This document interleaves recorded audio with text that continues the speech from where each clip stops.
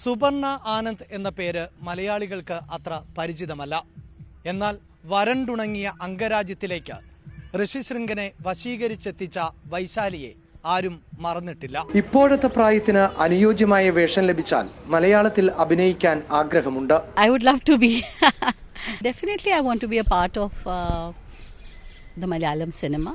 പല ഭാഷകളിൽ അഭിനയിച്ചുവെങ്കിലും 30 വർഷത്തിന് ശേഷവും മലയാളികൾ എന്നെ ഇഷ്ടപ്പെടുന്നു. കാസ്റ്റിംഗ് കൗച്ച് അന്നത്തെ കാലത്തും ഉണ്ടായിരുന്നു. എന്നാൽ തന്നോട് സംവിധായകർ മാന്യമായാണ് പെരുമാറിയത്. Let it be Kerala industry, let it be any other industry. I've been lucky, I would say that. And it's sad when people have to go through that.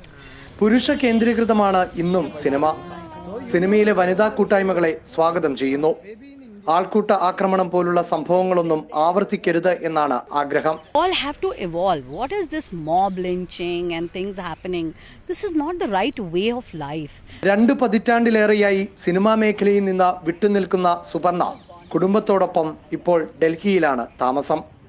Cameraman Binu ബേസിലിനൊപ്പം KP Abhilash, News 18, Delhi.